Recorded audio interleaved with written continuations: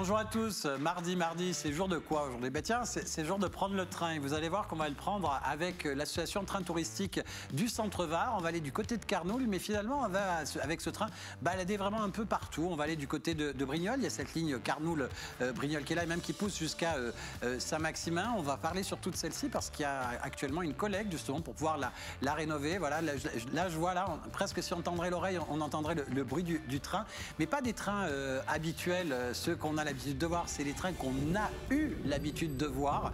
Finalement, cette association rénove et voilà, il se procure des différents trains et nous fait vivre à tous de jolies expériences. Et c'est avec le président de cette association que l'on va justement découvrir tout ça.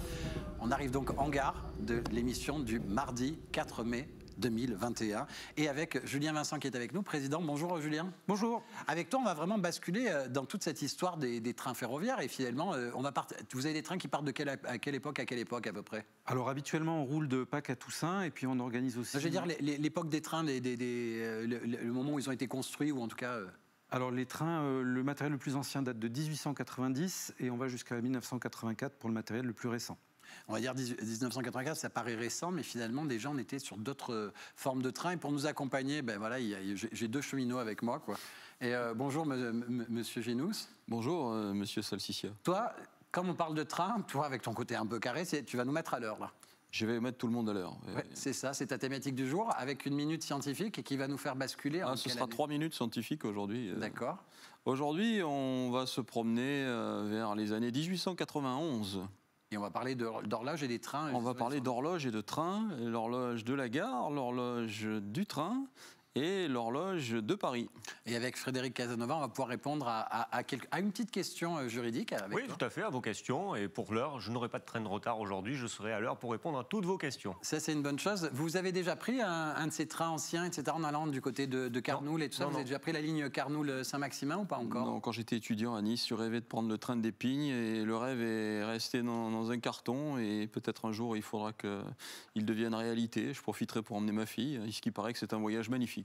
Et tu l'as déjà fait, je suppose, Julien? Oui, le train d'Épingle, j'ai déjà fait, oui. Maintenant, vos trains ne circulent pas sur les trains d'Épingle? Et non, parce que les voies sont plus étroites sur le train d'Épingle, on a un écartement d'1 mètre, alors que sur le réseau où on circule, on a la voie normale, donc qui fait 1,435 m. Donc nos trains ne peuvent pas aller sur la voie du train d'Épingle. Vous êtes là-bas, basé à Carnoules depuis un moment. C'est simple, on a tous, si on est passé par Carnoules, on la voit, cette locomotive qui en plus, je l'ai vu changer de place quand j'étais gamin, elle était à un certain endroit, maintenant elle est de l'autre côté aujourd'hui. Finalement, c'est un peu une sorte de capitale du train avec vous aussi.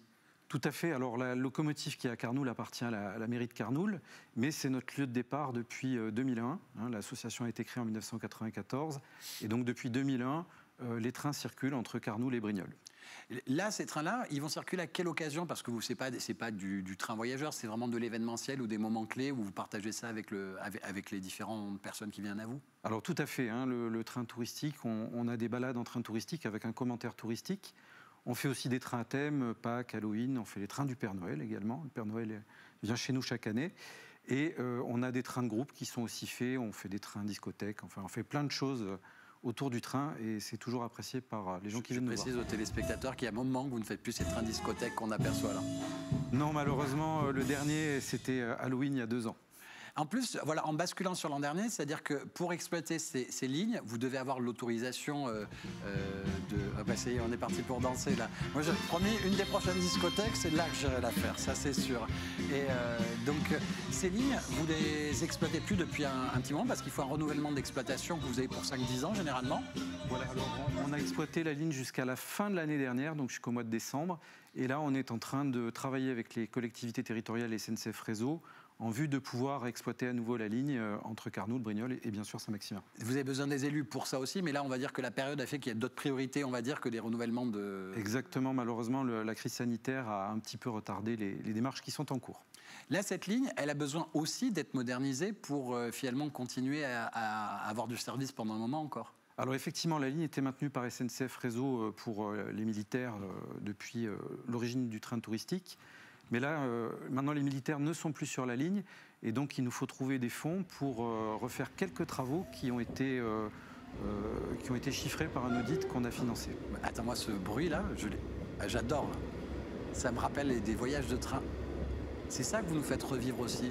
C'est ça. L'idée, c'est de redécouvrir le train, de pouvoir aller voir le conducteur quand on est sur notre ligne touristique, et puis de pouvoir mettre la tête à la fenêtre aussi, parce que c'est quand même sympa. Il y a des moments que j'ai pu me mettre la tête à la fenêtre dans un train aussi. Mais c'est vrai que c'est marrant parce que rien que le bruit, il nous fait rebasculer dans ce voyage, parce que le voyage en train, c'est aussi une expérience, c'est quelque chose qui, je veux dire, et tous ces trains, il y a des émotions, des sensations, des odeurs aussi. Il y a tout ça qui se réveille, je suppose, pour les gens quand ils viennent à vous. Alors tout à fait, toutes les familles, tous les grands-parents et les parents nous disent se souvenir du voyage de quand ils étaient enfants. Et puis on a les enfants qui sont très amusés ou qui s'endorment dans les fauteuils, bercés par le rouleau du train. Derrière, je veux dire, vous ne faites pas que des choses ici, intramuros, dans le Var. C'est-à-dire que là, on parle de ce trajet-là parce que c'est une ligne que vous exploitez régulièrement pour justement les Pères Noël et autres. Et puis pareil aussi, juste des fois aussi, il y a des trains où que, dans certaines périodes, je crois que c'est la foire médiévale, si je ne dis pas de bêtises. Des fois, vous proposez les trajets, des choses comme ça aussi, si je ne dis pas de sottises. Alors effectivement, on sort de la ligne qu'on exploite habituellement, donc entre Carnoul, Brignoles, Saint-Maximin. Et on fait des trains sur le réseau SNCF, puisque chaque année, on essaye d'aller dans les Hautes-Alpes pour un train artistique et historique qui s'appelle le Vénart. Et on circule aussi dans les Alpes-Maritimes et les Bouches-du-Rhône pour aller à Tende, par exemple, ou du côté de la Côte Bleue. Il n'y a pas très longtemps, vous y êtes allé aussi avec un joli objectif. Effectivement, donc en décembre de l'année dernière, on a souhaité avoir un geste pour les sinistrés de la vallée de la Roya. Et donc on a affrété un train spécial depuis le département du Var et on est allé jusqu'à Breil-sur-Roya avec le Père Noël à bord du train pour apporter des cadeaux aux enfants. Donc c'était une initiative qui était portée par des élus des Alpes-Maritimes et à laquelle on s'est associé et on espère s'associer à nouveau cette année. Moi, quand j'étais gamin, j'ai vu arriver à la maternelle un Père Noël en hélicoptère, mais en train, ça doit le faire aussi, quoi, d'avoir arrivé. Frédéric, une question. Oui, je voulais savoir, vous avez combien de locomotives en fait? D'hélicoptères, t'allais dire. Oui, de locomotives, j'allais dire. Oui, de locomotives. Combien en avez-vous? Alors on a à peu près 6 autorails, 2 grosses locomotives et 5 voitures. Donc c'est aujourd'hui la plus grosse collection de matériel préservé sur la région sud. Il faut dire que préserver ce matériel coûte de l'argent, c'est logique. C'est-à-dire que c'est pour ça aussi qu'on les a mis entre guillemets au rebut et qu'on s'en sépare parce que finalement l'entretien devient dur. Ces lignes aussi, ça coûte de l'argent. Vous avez commencé une collecte il y a quelques jours, là, la semaine dernière, jeudi dernier, vous avez commencé une collecte pour rénover cette ligne, en tout cas pour la garder en état. Et vous avez besoin finalement du soutien de tout un chacun. Alors tout à fait, oui. On a donc des travaux à faire, comme je l'ai dit tout à l'heure. Et on a imaginé une collecte un peu originale en proposant à ceux qui le souhaitent de nous aider avec 1 euro par mois afin de financer une grande partie des travaux qui sont devant nous. 1 euro par mois pendant une petite période en plus. Pendant 1 an, si on arrive à trouver 10 000 personnes, on pourra financer un tiers du projet. Oui, finalement, c'est 12 euros par an, c'est pas énorme. Et en plus, comme on est déclaré d'intérêt général, on peut même avoir une petite réduction sur les impôts. Moins que 12 euros alors. C'est ça. Ça, tu as intérêt de le faire, toi. Ah bah oui, sans problème. 66% de réduction d'impôt, c'est pas mal quand même. Je te surveille, parce que, je veux dire, et en plus je te surveille parce qu'il y a eu certaines questions de téléspectateurs. Et oui, voilà.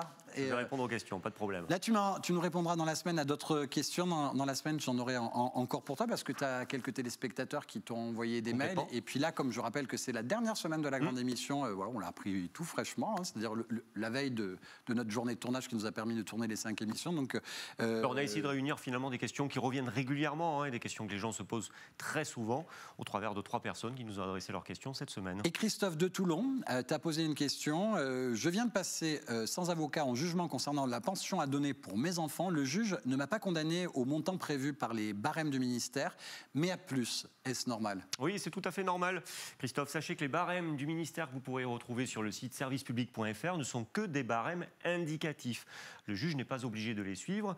Et d'ailleurs, ces barèmes ne sont pas obligatoires. Le juge garde quand même son pouvoir d'appréciation, son pouvoir de juger. Donc bien entendu que le magistrat n'est pas obligé de les suivre. C'est à titre uniquement indicatif.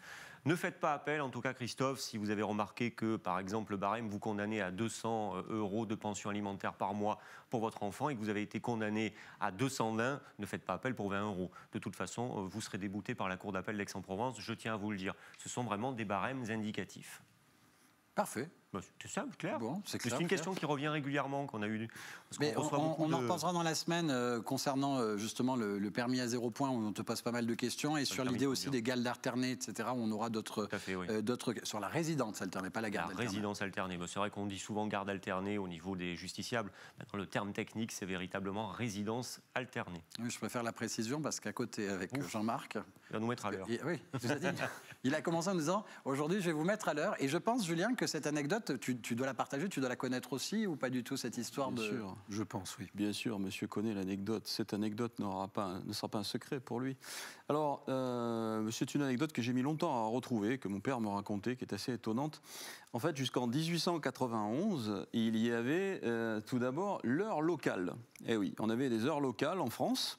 C'est-à-dire que chaque ville avait son... Chaque ville avait son heure. Alors ça peut paraître assez paradoxal d'imaginer un petit pays comme le nôtre avoir des heures locales, parce que quand on imagine l'Amérique, par exemple, on voit très bien que l'heure de New York est différente de celle de San Francisco, puisque New York est à l'est, San Francisco à l'ouest. Pour vous donner un ordre d'idée, lorsqu'il est 9h à New York, lorsqu'il est midi à New York, il est 9h à San Francisco.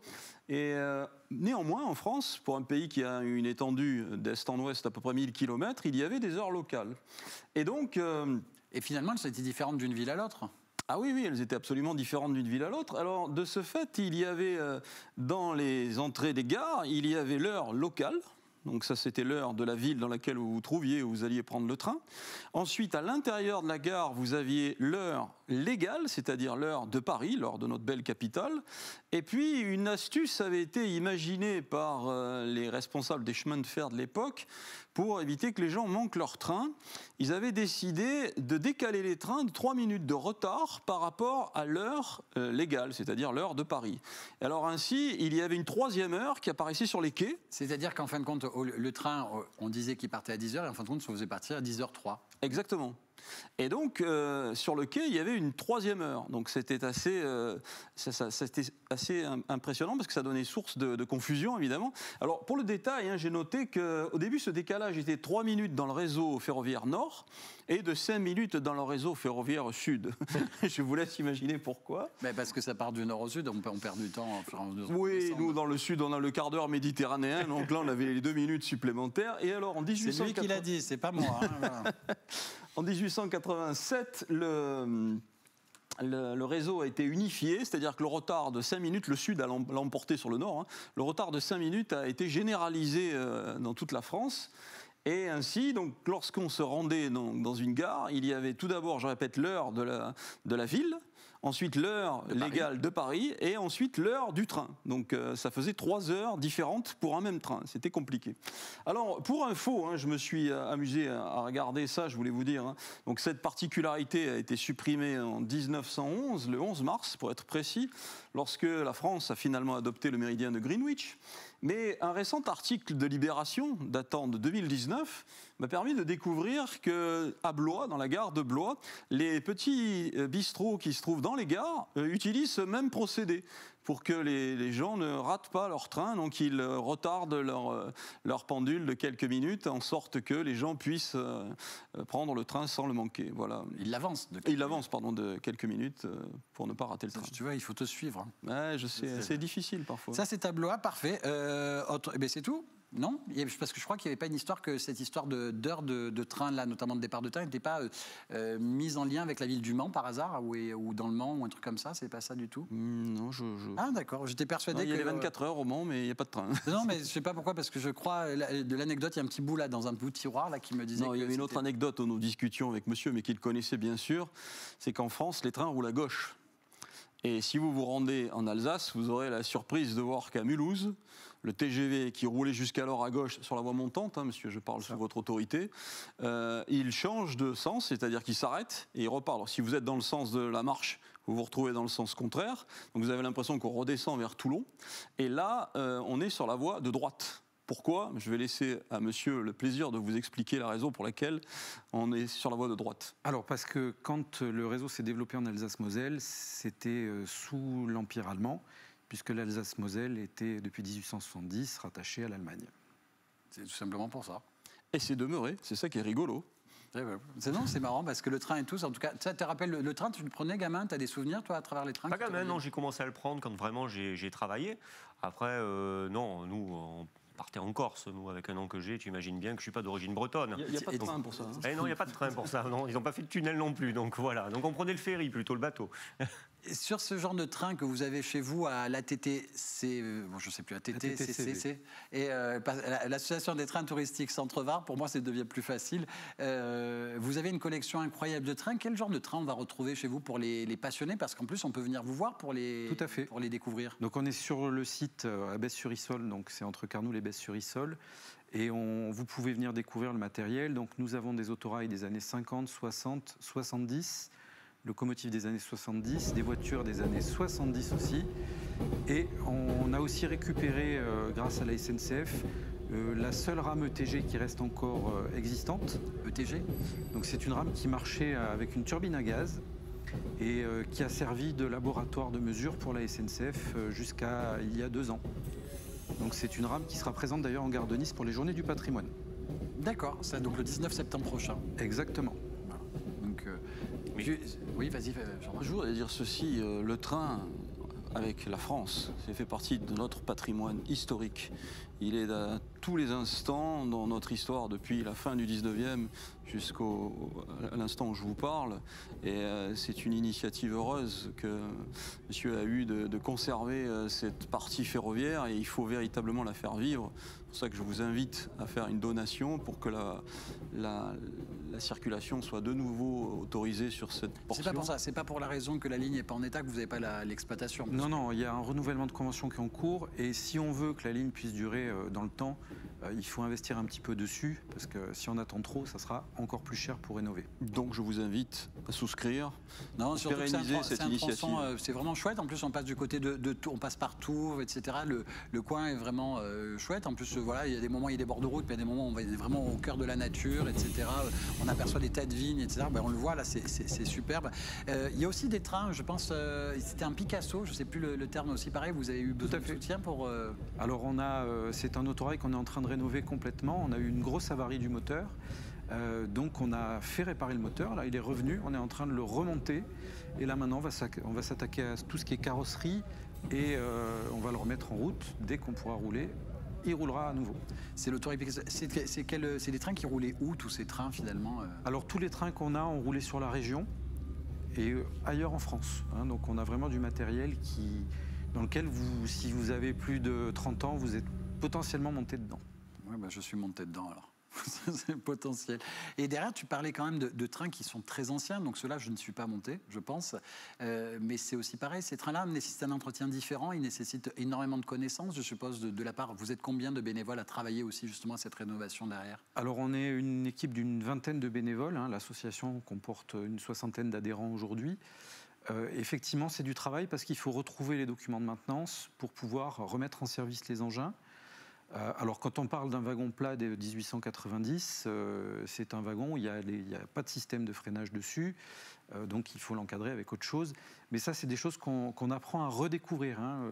Préserver le matériel, c'est aussi préserver les savoir-faire qui tournent autour de ces matériels. Là, il n'y a que des passionnés, Frédéric? Oui, et j'imagine que les pièces, on n'en trouve plus, donc c'est vous-même qui devez usiner les pièces, c'est ça? Alors on arrive encore à trouver des pièces sur les autorails qu'on utilise régulièrement, grâce à la SNCF. Mais on arrive maintenant à la fin du marché de l'occasion, entre guillemets. Et donc, il y a des pièces qu'on va être potentiellement, dans quelques années, obligés de faire refaire. Bon, c'est de la grosse mécanique, donc globalement, on devrait y arriver. Finalement, ce sont de grosses pièces, donc ça veut dire que c'est plus simple que de petites choses. Derrière, vous avez aussi besoin de bonne volonté derrière, parce que j'allais dire, cette rénovation, je suppose que c'est... et de passionnés, parce que c'est quand même... et je repense à tous ces passionnés de petits trains miniatures. Finalement, là, vous avez la chance de le faire en travail grand format, quoi. Exactement, c'est de l'échelle 1. Alors c'est exigeant parce qu'on transporte du public et qu'il faut respecter toutes les normes de sécurité, tout ce qui est réglementaire. Mais c'est intéressant parce que ça permet d'apprendre de nouvelles choses. Et puis, il n'y a pas que l'aspect technique. Il y a l'aspect, quand on a du public à bord, il faut l'accueillir correctement. Il y a la conduite, il y a les passages à niveau. C'est tout un ensemble de choses qui fait qu'au-delà simplement du train, on a besoin de monde pour faire tourner l'association. Et pareil, vous avez des contrôleurs sur place, etc., toutes ces tenues contrôleurs et tout. Ouais. Et même des concerts, parce que je crois que vous avez reçu des groupes. Là, on a un petit extrait d'un groupe que vous avez reçu. Là, on va voir. C'était sur le Vénart. Le Vénart.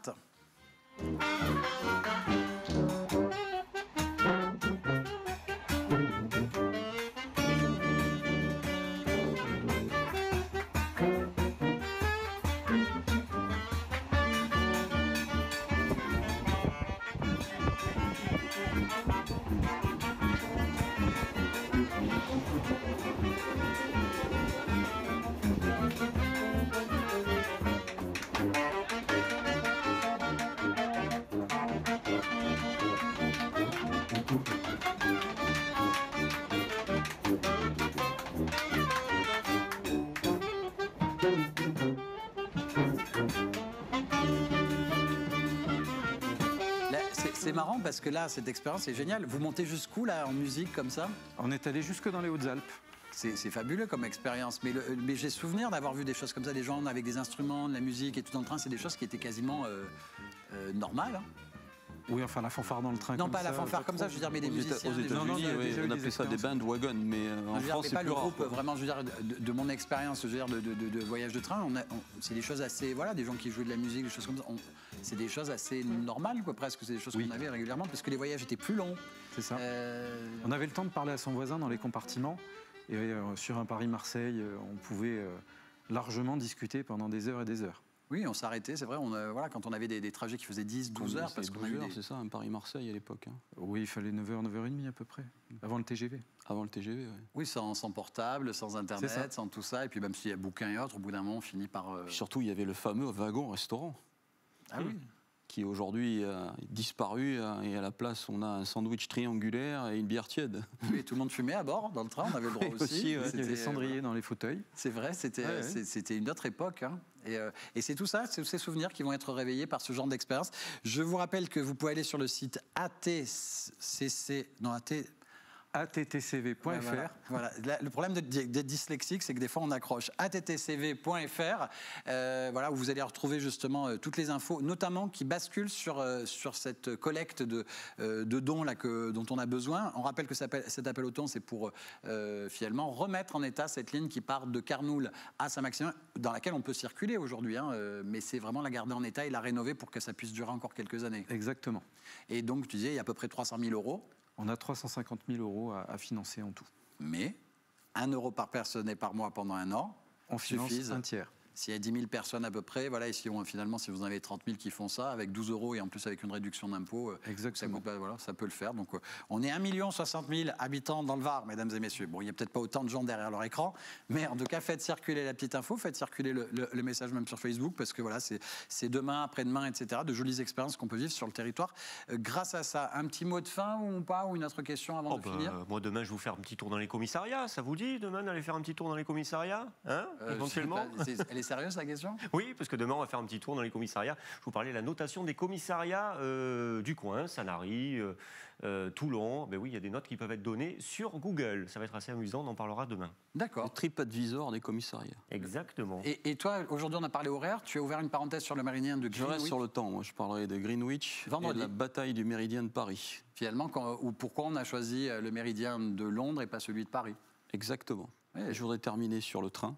Vas-y, au contraire. Monsieur, je pense, me le confirmera. Il aime bien qu'on lui donne raison, attention. Hein. Non, je parle sous son autorité. Ah, pardon. La ligne qui possède le rayon de courbure la plus importante, la plus grande courbe du réseau ferroviaire français, Cassis. Vous savez, la courbe. Oui. La courbe qui arrive dans Cassis et qui est la ligne avec le rayon de courbure le plus important de France. C'est la raison pour laquelle le tracé du TGV ne peut pas passer par là, parce que les voitures ne pourraient pas suivre à cette vitesse élevée le rayon de courbure de ce réseau ferroviaire. Donc vous le confirmez? Oui, effectivement.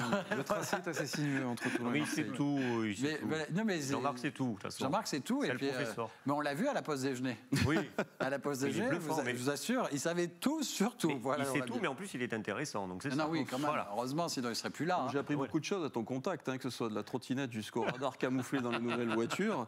Je vais pouvoir faire très attention maintenant. C'est pas du même niveau, je sais pas. Prochaine. Non, mais ça a son intérêt également. Prochaine sortie qui nous attend avec vous, c'est quand? C'est une fois que, évidemment, l'autorisation, mais logiquement, logiquement, les prochains événements forts sont censés arriver Ça quand? sera le Vénart au mois de juillet, fin juillet, début août, donc dans les Hautes-Alpes. Et puis ensuite, au mois de septembre, les Journées du patrimoine sur Nice, où on amènera du matériel en gare de Nice et on circulera dans les Alpes-Maritimes. Et la période de Noël, ou aussi pareil, dans le coin, vous faites le train de Père Noël aussi? Les trains du Père Noël, donc cette année, il y en aura un. Ça commence en novembre, non? Ça sera au mois de décembre. Ça commence en décembre, d'accord. Voilà, c'est en décembre.